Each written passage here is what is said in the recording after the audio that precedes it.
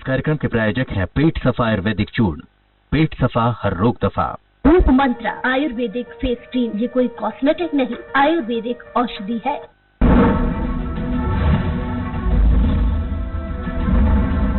आप देख रहे हैं नंबर 1 प्रोग्राम जनता मांगे जवाब।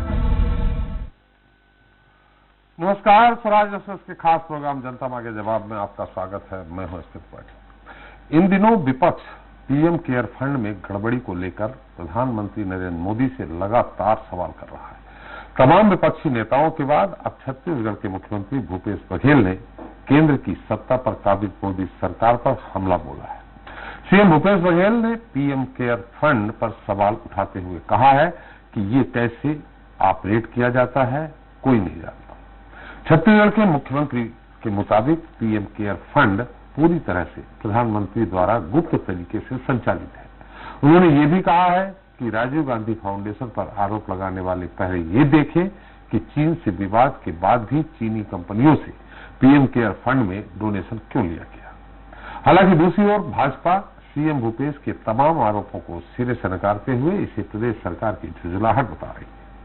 बीजेपी ने दो टूक कहा है कि मोदी सरकार की नीति स्पष्ट है और केंद्र सरकार अभी सुपर एक्शन में भी है, इसलिए भूपेश सरकार बौखलाई हुई है। मुद्दा बड़ा और गर्म है। ऐसे में आज इस पर विस्तार से बात होगी। इसके साथ ही हम मध्य प्रदेश भी चलेंगे, जहां कल मंत्रिमंडल का विस्तार हो सकता है। ऐसे में उन वरिष्ठ विधायकों के दिल की धड़कनें इस बात को लेकर तेज है कि वो टीम शिवराज का हिस्सा होंगे या फिर नहीं। दरअसल मुख्यमंत्री शिवराज सिंह चौहान रविवार से दिल्ली के दौरे पर है। अपने दौरे के पहले दिन देर रात तक उन्होंने हाई कमान के साथ बातचीत की, जो काफी लंबी चली। कहा जा रहा है कि इस बैठक में ही मंत्रिमंडल का स्वरूप तय हुआ है, जो 30 जून को मूर्त रूप ले सकता है। सूत्रों से जो जानकारी मिली है उसके मुताबिक मंत्रिमंडल में कई पुराने चेहरों के साथ नए चेहरे भी शामिल हो सकते हैं, जबकि सिंधिया खेमे से करीब 10 नेता जो आने वाले समय में उपचुनाव की अग्नि परीक्षा देंगे, वे भी मंत्री पद की शपथ लेंगे। आखिर कौन कौन टीम शिवराज का हिस्सा होगा और किसे निराशा हाथ लग सकती है, इस पर भी हम बात करेंगे। लेकिन शुरुआत छत्तीसगढ़ के साथ करते हैं, जहां फंड पर फाइट चल रही है।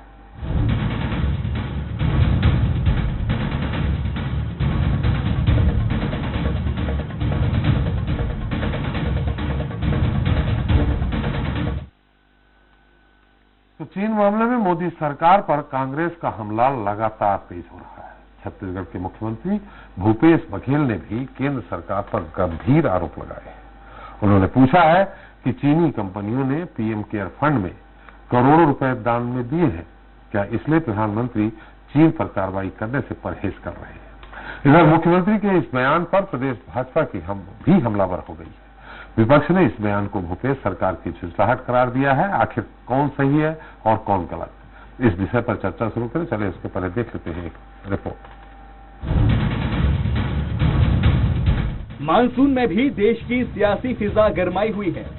दरअसल गलवान घाटी में भारत चीनी सैनिकों के बीच हुई हिंसक झड़प में देश के वीर सपूतों की शहादत के बाद किसी तरह की आक्रामक कार्रवाई नहीं किए जाने पर कांग्रेस ने मोदी सरकार को कटघरे में खड़ा किया है। इस बीच छत्तीसगढ़ के मुख्यमंत्री भूपेश बघेल ने मोदी सरकार पर कई सवाल भी दागे। उन्होंने पीएम केयर्स फंड में चीनी कंपनियों से मिली करोड़ों रुपए की राशि का जिक्र करते हुए पूछा है कि क्या इस वजह से चीन के खिलाफ कार्रवाई करने से पीएम मोदी परहेज कर रहे हैं। मुख्यमंत्री भूपेश बघेल ने चीनी कंपनियों का नाम और पीएम केयर फंड में उनके द्वारा दी गई राशि का जिक्र करते हुए इस संबंध में प्रधानमंत्री से मांग की है कि वे केयर फंड में मिले 9,678 करोड़ रुपए की विस्तृत जानकारी सार्वजनिक क्यों नहीं करते। सीएम भूपेश बघेल के मुताबिक पीएम मोदी का मौन रहना कई शंकाओं को जन्म देता है। हालांकि बीजेपी का कहना है कि मोदी सरकार की स्पष्ट नीति है, आंख दिखाने वालों को कड़ा जवाब दिया जाएगा। नेता प्रतिपक्ष धर्मलाल कौशिक ने पीएम भूपेश बघेल द्वारा उठाए गए सवालों को प्रदेश सरकार की झंझलाहट करार दिया है। सबसे ज्यादा चिंताजनक और खतरनाक बात यह है, प्रधानमंत्री मोदी को चीन कंपनियों से उनके पीएम केयर फंड में व्यक्तिगत रूप से दान प्राप्त हुए हैं। देखिए, चीन के मामला में तो पार्टी ने साफ रूप से तैयार किया है कि जो जिस प्रकार से उनके व्यापारिक जो रहे संबंध, अब उसको समाप्त करना चाहिए और उसमें उनके जो चीजें हैं उसका उपयोग नहीं होना चाहिए। ये पार्टी पूरे स्तर पर लगी हुई है। बहरहाल गलवान घाटी से उपजा विवाद देश के भीतर सियासी गलियारों में आग लगाए हुए है, जो जल्द बुझती नजर नहीं दिख रही। स्वराज एक्सप्रेस के लिए रायपुर से आशीष तिवारी की रिपोर्ट। पर चर्चा करने के लिए हमारे साथ रायपुर स्टूडियो में मौजूद हैं कांग्रेस वक्ता रमेश बल्यानी जी हैं और बीजेपी वक्ता श्री चंद सुंदरानी जी हैं। आप दोनों का बहुत बहुत स्वागत है हमारे इस खास कार्यक्रम में। और स्वराज एक्सप्रेस के छत्तीसगढ़ संपादक मनोज सिंह बघेल हैं और भोपाल स्टूडियो से वरिष्ठ पत्रकार के अग्निहोत्री जी हैं। आपका भी बहुत स्वागत है। क्या हो गया बल्यानी जी, अचानक भूपेश जी आक्रामक हो गए, सीधे प्रधानमंत्री, फिर आप बोलेंगे कि केंद्र सरकार हमारी सहायता नहीं कर रही, हमारे साथ सौतेला व्यवहार कर रही है। आप सीधे प्रधानमंत्री पे इस तरह के आरोप लगा रहे हैं, तो कैसे सहायता करेगी केंद्र सरकार आपकी? नहीं, सहायता और आरोप में अलग अलग बात है जी। पहले देश के बाद फिर बाकी बातें हैं। अब जब देश की सुरक्षा का मामला है जी, तो ऐसे समय में जब चीन से हमारी देश की संप्रभुता को खतरा है जी, तब ऐसी स्थिति में आप चीन से चंदा भी लेंगे पीएम केयर फंड में जी, तो आप क्या जवाब दे पाएंगे? जवाब क्या देना? बड़ी चीज ये कि पीएम केयर फंड पर इसलिए सवाल उठा रहे हैं जी कि सामान्य रूप से परंपरा ये रहती है कि राज्य में मुख्यमंत्री सहायता कोष होता है जी, और केंद्र में प्रधानमंत्री सहायता कोष होता है जी, उसी में आपदा के समय उसी में दान राशि ली जाती है जी, और उसी दान राशि को खर्च किया जाता है जी। अब ये पीएम केयर फंड बनाने की जरूरत क्यों हुई?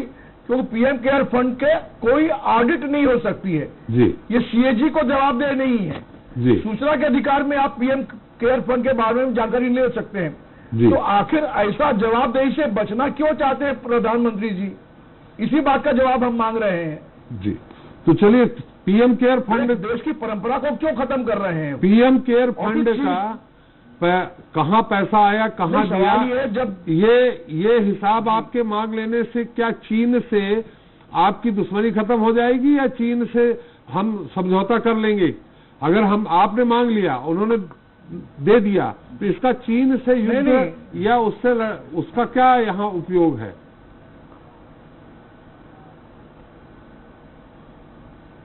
त्रिपाठी जी, इसमें दो सवाल उठते हैं जी। एक तो ये है कि चीन से आपको लेना नहीं चाहिए, जब से अब डोकलाम का सवाल था 2017 से जी, अभी 2020 में आया गलवान घाटी का जी। जब आपके साथ चीन के रिश्ते सही नहीं हैं तो चीन की कंपनियों से एक तो आपको पीएम केयर फंड में दान लेना नहीं चाहिए था। अरे दुश्मन से ले लो, पैसा ले लो, उसमें क्या है? दुश्मनी निभाते रहो आप। कोरोना काल में आप इस पर क्या खर्च कर रहे हैं? अरे पैसा ले लें दुश्मन से, दुश्मनी निभाते ले लीजिए, लेकिन आप इसको सवाल नहीं, मान लीजिए आपको पैसा भी लेना है जी, तो आखिर उस पैसे का उपयोग आप कहाँ कर रहे हैं इसको बताने में क्या हर्ज है? भूपेश बघेल जी को मुख्यमंत्री सहायता कोष में जो राशि मिली उसे सॉल्व भी कर दिया, आप भी सॉल्व भी कर दीजिए। सूचना का अधिकार में मांगा गया तो बोले सूचना का अधिकार इस पर लागू नहीं होता है जी। तो सवाल है, जवाबदेही क्यों नहीं लेना चाहती सरकार? ये जी क्यों चीज छुपाना चाहते हैं देश के साथ में? मतलब मुद्दा ये है, विदेश मंत्री कहते हैं कि चीन घुस गया है हमारी सीमा में। हाँ जी। देश के रक्षा मंत्री कहते हैं चीन घुस गया है जी, लेकिन प्रधानमंत्री कहते हैं नहीं, घुसा नहीं है। तो ऐसा हिंदुस्तान में हम पहली बार देख रहे हैं कि एक ही सरकार के मंत्री और प्रधानमंत्री का वर्षन अलग अलग है जी। तो सच्चाई तो देश के सामने आना चाहिए ना। बिल्कुल, सच्चाई तो आना ही चाहिए। सच्चाई नहीं आएगी तो कैसे चलेगा? लेकिन ये भी आप जानते हैं कि व्यापारिक समझौता चाहते हुए भी प्रधानमंत्री नहीं समाप्त कर सकते। ये आपको आप बहुत वरिष्ठ नेता है, आपको मालूम होगा, व्यापारिक समझौता नहीं खत्म कर सकते हैं क्योंकि ये करार है। हाँ, यहाँ का जनता अपने आप जागृत होकर के सामान खरीदना बंद कर सकती है। समझौता भले जी नहीं त्रिपाठी जी, इस मामले में बड़ा भ्रम है जी। करार हम समाप्त नहीं कर सकते हैं जी, लेकिन एक डंपिंग ड्यूटी मंगाकर उन चीन की वस्तुओं को आप इतना महंगा कर दें ताकि वो भारतीय कंपनियां कॉम्पिटिट कर पाए और भारतीय लोग फिर उसको वही ये करें। आप यदि उनको सस्ता माल लाने देंगे, डंपिंग ड्यूटी नहीं लगाएंगे, तो हिंदुस्तान की इंडस्ट्री उनका मुकाबला कर ही नहीं पाएगी। बुनियादी चीज तो ये है। तो यदि भारतीय जनता पार्टी ईमानदार है स्वदेशी के लिए, आत्मनिर्भरता के लिए, तो चीन के हाथ पर रोक लगाने के और तरीके हो सकते हैं, उस पर अमल करना चाहिए। बरलानी जी, बहुत सारी चीजें हैं, बंदिशें हैं, कोई मोदी जी चीन के दोस्त नहीं हैं, जिनपिंग के, बहुत सारी चीजें बंदिशें। हालांकि ये हमें मालूम है, आपको भी मालूम होगा कि 14 अरब आप निर्यात करते हैं और 56 अरब आप आयात करते हैं, लगभग इतना। और ऐसी स्थिति में भी आप बंद एकदम से नहीं कर सकते हैं, क्योंकि बहुत सारी ऐसी चीजें हैं जो आइटम आप जो यहाँ नहीं बनाते हैं, असेंबल के लिए बुलाते हैं, असेंबल करके आप अपना मॉडल लगाते हैं, अपना ठप्पा लगाते हैं, बेच देते हैं, लेकिन वो सारे कल पुर्जे चीन से ही आते हैं। खैर सुंदरानी जी, अगर विपक्ष ये मांग कर रहा है, विपक्ष ये मांग कर रहा है, और ईमानदारी पे कोई शक नहीं, प्रधानमंत्री पे भ्रष्टाचार के दाग नहीं लगे हैं आज तक, तो इसको सार्वजनिक कर देने से अगर विपक्ष की मांग पूरी हो जाती है तो इसमें दिक्कत क्या है, परेशानी क्या है? और फिर रहा सवाल इसका कि चीन से क्या सही में लिया है आपने? नहीं, चीन से लिया है पीएम केयर फंड में पैसा, चीनी कंपनियों से। आदरणीय त्रिपाठी जी, मैं अभी आदरणीय वर्ल्यानी जी को सुन रहा था जी। वर्ल्यानी जी ये कहते हैं कि न सूचना के अधिकार में प्रधानमंत्री केयर फंड को देख सकते हैं, न ही प्रधानमंत्री के उसमें ऑडिट होती है जी। तो इनको कहां से पता चल गया 9,678 करोड़ रुपया जी पीएम केयर फंड में चाइना ने दे दिया जी। ये तो अपने फंसे हुए को निकालने की बाहर कर रहे हैं। कांग्रेस पार्टी को 99 लाख रुपए का फंड का चाइना की कम्युनिस्ट पार्टी से एमओयू सोनिया जी करती है। राहुल गांधी जी चुपचाप पर्दे के पीछे जाके 2017 में 8 जुलाई 2017 को राजदूत से मिलते हैं और अपने कृत्यों को छुपाने के लिए। दूसरी बात मैं कहूंगा कि भूपेश बघेल जी, जो हमारी कल वर्चुअल रैली हुई है, आदरणीय शिवराज जी चौहान जिसके मुख्य अतिथि थे, ये जिस प्रकार लाखों की तादाद में उस वर्चुअल रैली में लोग जुटे हैं, कहीं न कहीं उससे हड़बड़ा कर भूपेश बघेल जी ने उस न्यूज को दबाने के लिए, उसका असर को कम करने के लिए ये इस प्रकार का उलूल जुलूल बयान दिया है। भूपेश बघेल जी केंद्रीय नेतृत्व को चुनौती दे रहे हैं। केंद्र का काम है ये प्रधानमंत्री केयर फंड के बारे में बात करने का, और केंद्र की कांग्रेस की पार्टी जो है सोनिया जी के नेतृत्व में, वो तो पहले ही चाइना से एमओयू कर चुकी है कांग्रेस पार्टी कम्युनिस्ट पार्टी से। तो इनने एमओयू कर लिया चाइना से, तो आप भी करेंगे क्या? तरीके से राहुल गांधी आप भी करेंगे क्या? अगर इनने गलती की हम है नहीं तो आप भी करेंगे। हम तो चाइना को सबक सिखाएंगे, चाइना को छोड़ेंगे नहीं। हाँ, देखिए, जो भी चाइना से व्यापार बढ़ा है, 35 लाख करोड़ रुपए का व्यापार अगर पहुंचा तो 2000 से लेकर 2015 तक जी, हम लोगों ने तो 1 लाख करोड़ का व्यापार कम किया है। जी चाइना के माल को हतोत्साहित करने के लिए भारतीय जनता पार्टी जनसंघ के कार्यकर्ता स्वदेशी अपनाओ का नारा देकर चाइना के प्रोडक्ट का बहिष्कार की बात करते हैं। जो अभी बरलानी जी और एक सुझाव दिया है, उसके माल की खपत को बरलानी जी ने एक सुझाव दिया, वो भी सुना होगा आपने, डंपिंग यूनिट को लेकर के कुछ कहा है। हाँ, सुना। ये संभव है जी? नहीं, ये संभव है क्या? अंतर्राष्ट्रीय मापदंडों के चलते ये संभव है कि एकाएक व्यापार रिश्ते तोड़ दिए जाएं? संभव जी। इम्पोर्ट ड्यूटी आप बढ़ा सकते हैं 40%, या मनमानी उस पर ड्यूटी लगा दी जाए जी। ये हमारे अग्निहोत्री जी बोल रहे हैं कि इम्पोर्ट ड्यूटी बढ़ा सकते हैं। संभव नहीं है, इम्पोर्ट ड्यूटी बढ़ा सकते हैं। खैर, हमारा सवाल बढ़ा सकते हैं वो सबका।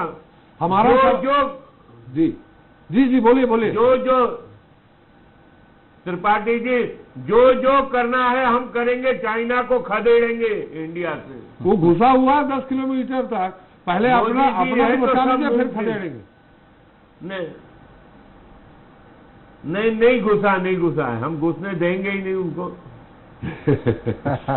चल, हमारा सवाल आपने उत्तर नहीं दिया, बहुत लंबा चौड़ा। हमने ये पूछा कि क्या वाकई में चाइना की कंपनियों से पीएम केयर फंड में पैसा आया है कि नहीं आया।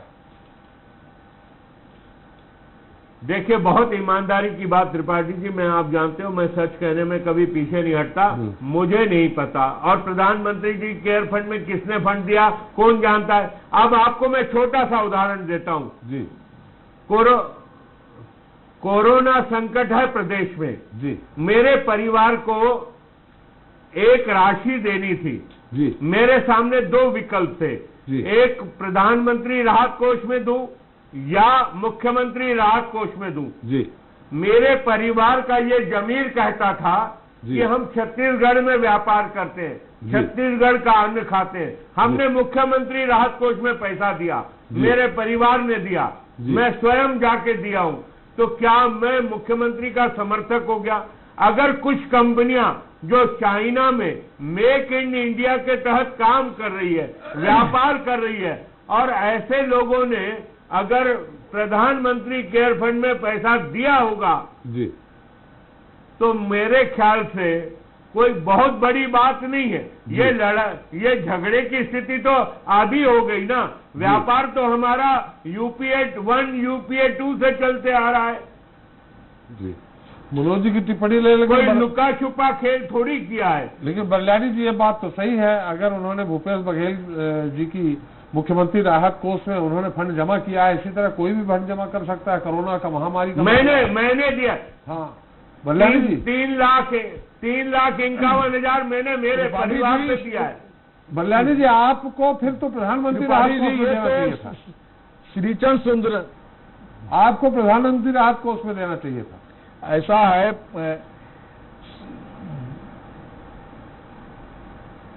ऐसा त्रिपाठी जी, श्रीचंद जी ने भले ही मुख्यमंत्री सहायता कोष में दिया होगा, लेकिन यहाँ के सारे सांसदों और विधायकों ने सारा पैसा पीएम केयर फंड में ही दिया है, पीएम केयर फंड में दिया है। अच्छा। अरे छत्तीसगढ़ के सांसद हो तो पहली प्रतिबद्धता अपने राज्य के प्रति होनी चाहिए जी। तो एकाध तो दिलेर आदमी मिला। एक राजनीतिक तौर पे सोचने का तरीका है जी। ये एकाध तो दिलेर आदमी मिले जो मुख्यमंत्री राहत कोष में दिया। आपके यहाँ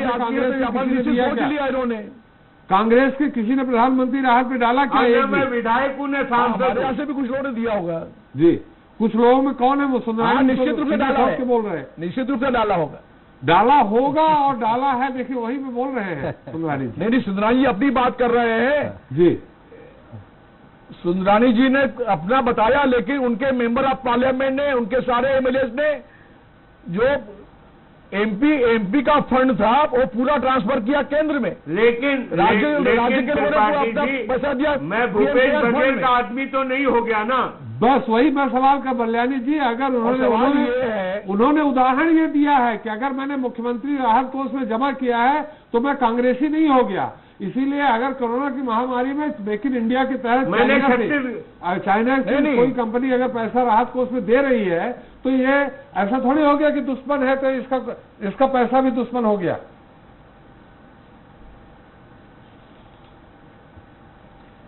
नहीं, सवाल दुश्मनी का नहीं है जी।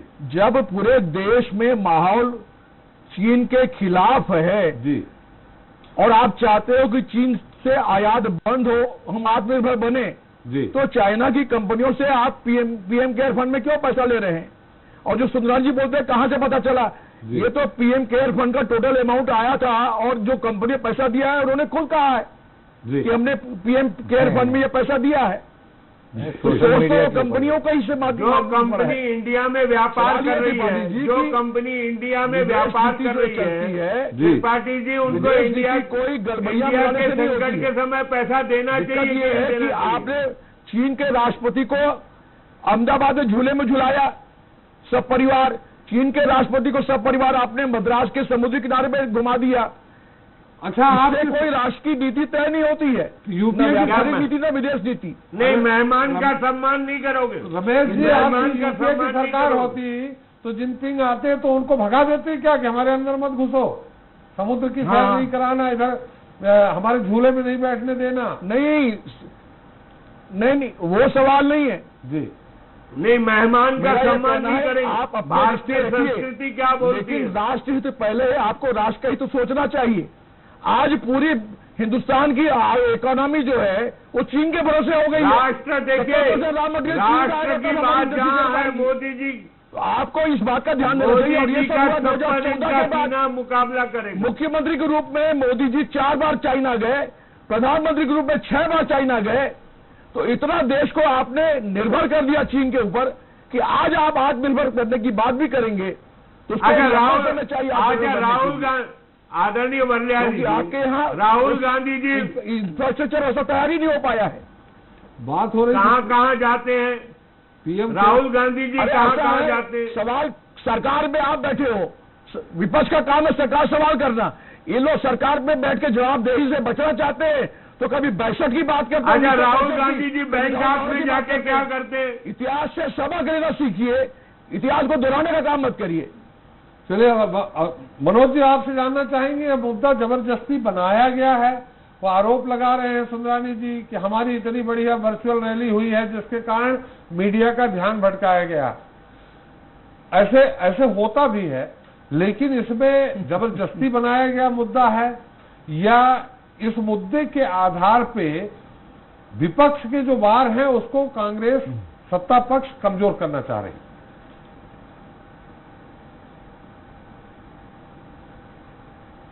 देखिए सर, मुझे ये लगता है कि जिस तरह से पिछले दिनों से लगातार जो बीजेपी के राष्ट्रीय अध्यक्ष हैं जेपी नड्डा, उन्होंने जिस तरह से कांग्रेस पर सवाल उठाया था कि जो है उनके चीन के प्रति प्रेम के बारे में बताया था कि किस तरह से यूपीए शासनकाल में राजीव गांधी फाउंडेशन को चीन की तरफ से आर्थिक सहायता दी गई थी, चीनी दूतावास इन्वॉल्व था, तो उस संबंध में कई सवाल कांग्रेस से उठाए गए थे। तो उसके काउंटर के रूप में मुझे लगता है कि ये तो पुराने समय की बात है और उस समय चीन के साथ कोई उस तरह की शत्रुता नहीं थी। उस समय भारत चीन के संबंध ठीक ठाक थे यूपीए शासनकाल के दौरान। लेकिन अभी जबकि भारत और चीन के बीच विवाद की स्थिति लगातार दिख रही है और ऐसे समय में पीएम केयर फंड में यदि चीनी कंपनियों की तरफ से पैसा मिलता है तो ये कहाँ तक उचित है। तो इसी को लेकर जो है काउंटर रिएक्शन देने की कोशिश मुझे लगता है कि कांग्रेस की तरफ से और यहाँ के मुख्यमंत्री की तरफ से की गई है। नहीं, ये तो दिल्ली का मुद्दा है ना। वर्चुअल रैली का कोई असर नहीं है, वर्चुअल रैली केवल टीवी में दिखती है।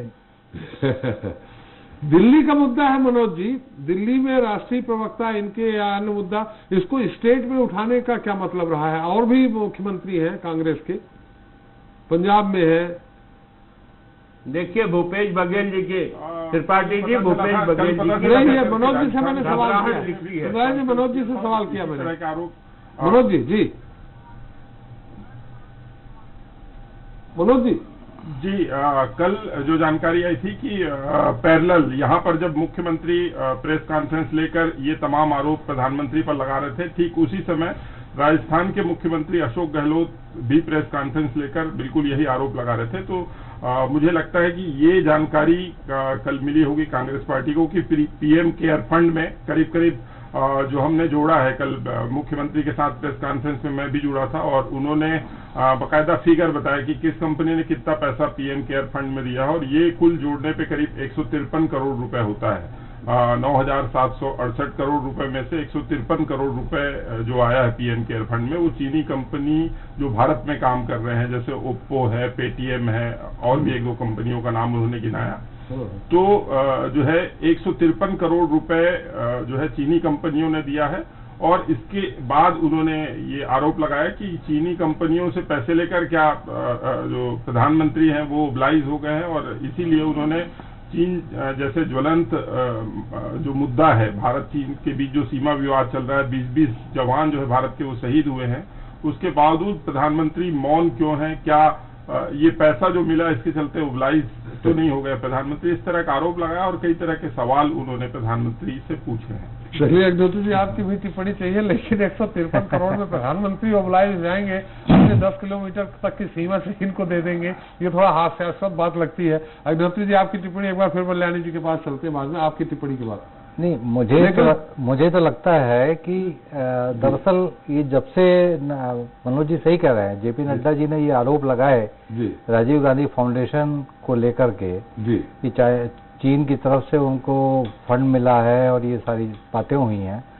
देखिए, चाइनीज वायरस कोरोना के आने के बाद पीएम केयर फंड की स्थापना हुई और उसके पीछे तर्क यह दिया गया कि जो प्रधानमंत्री राहत कोष है उसके स्थायी जो ट्रस्टी हैं उनमें कांग्रेस अध्यक्ष भी हैं। तो कांग्रेस अध्यक्ष भी उसमें होने के कारण ऐसा बताया गया राजनीतिक रूप से कि पीएम केयर फंड की स्थापना कोरोना से लड़ाई के लिए की गई, ताकि देश की जनता या और भी जो लोग हैं वो पीएम केयर फंड में पैसा दें और उसके पैसे से कोरोना के खिलाफ जो जंग देश में लड़ी जा रही है, जो कि एक चाइनीज वायरस है, वो उस पर उसका उपयोग किया जा सके। देखिए, आपने कहा कि कांग्रेस अध्यक्ष भी है उसकी, उनकी स्थायी ट्रस्टी है प्रधानमंत्री राहत कोष की। तो ये ऐसा भी आया है पैसा, ऐसा सूचना है कि मतलब जो नड्डा जी का कहना है, जो सूचनाएं जो भारतीय जनता पार्टी की तरफ से प्रेस को जो बताई जाती हैं उसमें बताया गया कि कांग्रेस अध्यक्ष प्रधानमंत्री राहत कोष की स्थायी ट्रस्टी होते हैं। तो इसकी वजह से उन्होंने पीएम केयर फंड बनाया, लेकिन एक पारदर्शिता होनी चाहिए, ये मैं भी मानता हूँ।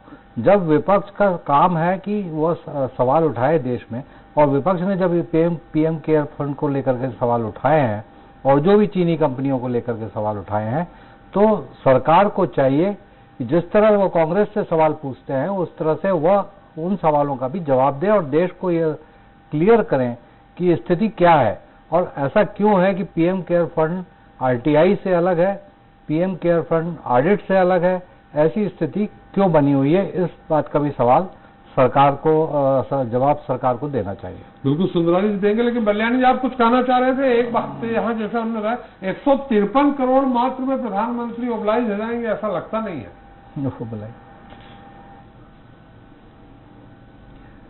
नहीं, सवाल ये ओबलाइज हो कि ना हो, लेकिन पूरी सरकार का स्थिति ऐसी है कि न रक्षा मंत्री, न विदेश मंत्री, न प्रधानमंत्री जी ये चीनी सीमा के मामले में चीन का नाम लेने से परहेज क्यों करते हैं। कल भी मन की बात में प्रधानमंत्री जी ने चीन का नाम नहीं लिया जी। ये कहा हम दोस्ती निभाना चाहते हैं और आग भी दिखाना जानते हैं। किसको? तो चीन का नाम लेने से आखिर डर क्या है? ये बड़ी विचित्र बात पहले हो रही है। देखिए, इंदिरा गांधी जी ने पाकिस्तान के 2 टुकड़े कर दिए, बांग्लादेश बना दिया, सिक्किम को हम लोगों ने अपने देश में विलीनीकरण करा लिया, अरुणाचल प्रदेश हमने बना दिया, गोवा को 1956 में नेहरू जी ने शामिल करवाया। और तिब्बत में क्या हो गया? तो ये होता है साहस। तिब्बत में क्या सीने का साहस ऐसा देख रहे हैं। अरे सिमला समझौता हो गया, 56 के सीने को पता नहीं। अरे रमेश जी, सिमला समझौता हो गया, जो जीता था सब लौटा दिया, तिब्बत आपके हाथ से चला गया, इसको भी तो गिनाइए। नहीं, तिब्बत देखिए 1962 की स्थितियां 40,000 किलोमीटर इतिहास से सबक लिया 62 के। उसके बाद हमने देश को अनाज में आत्मनिर्भर किया, देश को रक्षक बल में आत्मनिर्भर किया। उसके बाद तो 1971 में बांग्लादेश बना दिया हमने। चीन के विरोध के बावजूद सिक्किम का हमने राज्य विलीनीकरण कराया, चीन के विरोध के बावजूद हमने अरुणाचल प्रदेश बनाया। दिक्कत यह है त्रिपाठी जी, आज कांग्रेस के ऊपर उन लोग उंगली उठाते हैं जिनका देश की आजादी आंदोलन में कोई योगदान नहीं है, जिन्होंने चीन से लड़ा नहीं है। हमने लड़ा है, ठीक है, एक युद्ध हम हारे 1962 का, लेकिन उसको लेकर आज हमसे सवाल करेंगे। सवाल सरकार में होता है, उससे पूछा जाता है। विपक्ष, ये विचित्र परंपरा हो रही है कि सरकार में बैठे लोग विपक्ष से सवाल करते हैं जवाब देने के बजाय। ये नई परंपरा हो रही है देश में। चलिए बल्लानी जी, आप ऐसा क्यों कर रहे हैं सुंदरानी जी? लेकिन एक बार अगर जैसा कि अग्निहोत्री जी बोल रहे हैं, अगर सरकार को एकदम क्लीन चिट दे दे, ये ऐसा है, हमने यहाँ खर्च किया है, इतना पैसा यहाँ से आया है, सारा ये मुद्दा ही खत्म हो जाएगा। नहीं त्रिपाठी जी, प्रधानमंत्री नरेंद्र मोदी जी जैसे व्यक्तित्व पे कोई शंका की जा सकती है? क्या वो प्रधानमंत्री केयर फंड का पैसा कहीं और लगाएंगे? यही तो मैं बोल रहा हूँ। बाल बच्चे जिनके लिए ले जाएंगे? अरे यही तो बोल रहा हूँ कि जवाब दे देना। प्रधानमंत्री जी अगर बिल्कुल देंगे जी। इन्होंने जवाब कहाँ मांगा? इन्होंने तो आरोप लगा दिया जी। अरे सार्वजनिक कर दो ना भाई, क्या दिक्कत है? ये तो सिर्फ आरोप लगा के हीरो बनना चाहते हैं। हीरो बनना, हीरो आरोप लगा के हीरो बन जाते हैं। आरोप नहीं लगा रहे हैं, सार्वजनिक करने की मांग कर रहे हैं जी। अरे एक्शन में रिएक्शन होता है सुंदरानी जी। ये आरोप लगा रहे हैं साहब। त्रिपाठी जी अपने कर्मों को छुपाने के लिए ना दूसरे को बुरा बोल दो आप। ये अरे तो आप बता दीजिए ना कि यहाँ से इतना पैसा आया है, यहाँ खर्च कर रहे हैं, यहाँ इतना रखा है, यहाँ इतना खर्च होना है उसमें। तो इसीलिए तो मैं बोल रहा हूँ कि मोदी जी पे कोई भ्रष्टाचार का आरोप लगे पहली बार, तो इसलिए दे देना चाहिए। अभी संसद का सत्र आएगा जी, जरूर बैठेंगे सारे लोग जी। सारा हिसाब संसद में रखा जाएगा। क्यों नहीं रखेंगे प्रधानमंत्री? सत्र से क्या संबंध है इसका भाई? तो अरे बोला खर्च तो हो जाने दीजिए, वर्लानी जी बता देंगे वो कि आप ये चाह रहे हैं कि छत्तीसगढ़ को दे दें। उसमें अभी तो पीएम केयर फंड का पैसा छत्तीसगढ़ का हक तो नहीं मांगेंगे वर्लानी जी आप?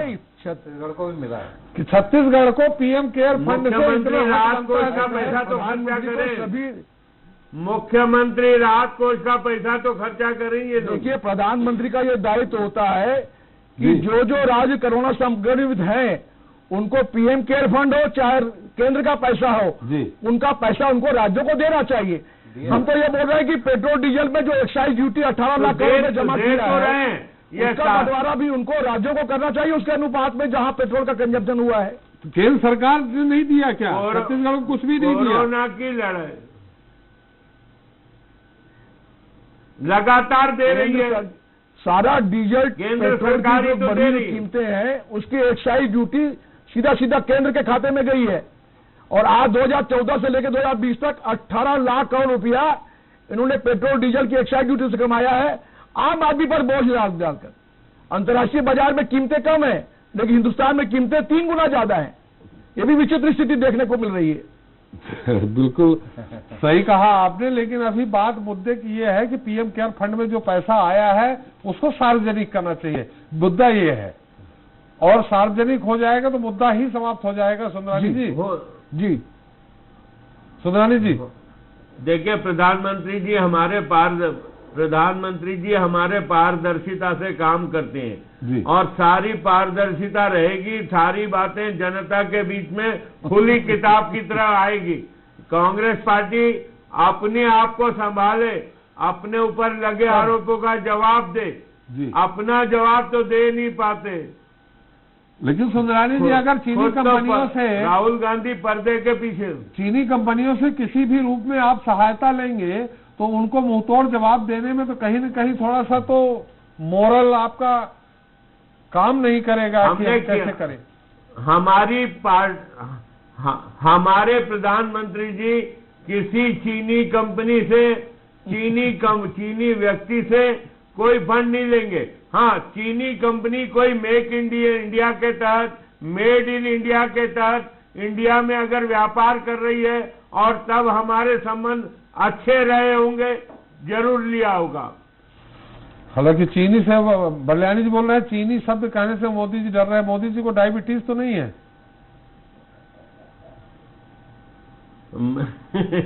ये कांग्रेसियों को डायबिटीज ज्यादा होता है। हमारे यहाँ देखिए हम लोग बहुत पाक साफ काम करते हैं। हम लोगों की सरकार पारदर्शिता से काम करती है। प्रधानमंत्री मोदी जी एक चाइना नहीं 10 चाइना से निपट तभी आएगी जब बताओगे डिटेल उसका। देखिए मुद्दा आज नहीं तो कल निश्चित पीएम केयर फंड का मुद्दा राष्ट्रीय मुद्दा बने और बड़ा मुद्दा बने, इसके पहले सार्वजनिक हो जाना चाहिए। अगर कह रहे हैं भूपेश जी ने अगर सार्वजनिक कर दिया कि जितना मुख्यमंत्री सहायता कोष में जो भी पैसा आया है वो हमने खर्च कर दिया है तो हो जाने में क्या दिक्कत है? तभी तो अच्छी लड़ाई हो सकती है। खैर ये आप लोगों का अपना मामला है। हमारा समय समाप्त हो रहा है। जी कुछ बोल रहे थे आप? कहाँ त्रिपाठी जी, कहाँ मुख्यमंत्री राहत कोष का डिटेल आया है? छत्तीसगढ़ का भी बरलानी जी बोल रहे हैं हमने दे दिया है। क्यों बरलानी? बांट देना पूरा, वो 10-10 करोड़ दे दिया है आपको। मैं हाँ, मैं आपको काफी उपलब्ध करना तैयार हूँ। प्रदेश में बांटा था। मुख्यमंत्री ने घोषणा की है कल ही कि मुख्यमंत्री सहायता कोष का पूरा विवरण दिया गया है और देने तैयार हैं। और एक बार मांग लीजिए, हम देने तैयार हैं। चलो एक कापी भिजवा दीजिएगा मेरे पास। चलिए, स्वराज में भी भिजवा दीजिएगा। मनोज जी आप भी ले लीजिएगा, उसमें शायद कुछ अपना भी हिस्सा देख लीजिएगा उसमें। चलिए, बहुत बहुत धन्यवाद बरलानी जी आपका भी, सुंदरानी जी आपका भी, मनोज जी आपका भी हमारे साथ चर्चा में शरीक होने के लिए। तो प्रधानमंत्री नरेंद्र मोदी चीन के लिए विशेष रूप से नरम रुख रखते हैं और पीएम केयर फंड को कैसे नियंत्रित किया जाता है इसकी जानकारी किसी को नहीं है। मुख्यमंत्री भूपेश बघेल के ये वो दो बड़े आरोप हैं जिसके बाद प्रदेश भाजपा आक्रामक हो चली है। लेकिन अब देखना यह है कि सीएम भूपेश बघेल के सवालों का पीएम मोदी क्या कोई जवाब देंगे या प्रधानमंत्री मोदी की ओर से उनकी पार्टी ही प्रदेश सरकार के खिलाफ हल्ला बोलती रहेगी। हालांकि इन सबके बीच एक सवाल जरूर उठ रहा है। सीएम भूपेश बघेल ने तभी ये बात क्यों उठाई जब बीजेपी ने चीन द्वारा राजीव गांधी फाउंडेशन को चंदा देने की बात कही। अगर मुख्यमंत्री पहले से ये जानते थे तो उन्हें अपनी बात को पहले ही रखना चाहिए। लिहाजा अब बीजेपी इसे कांग्रेस की हताशा बता रही है।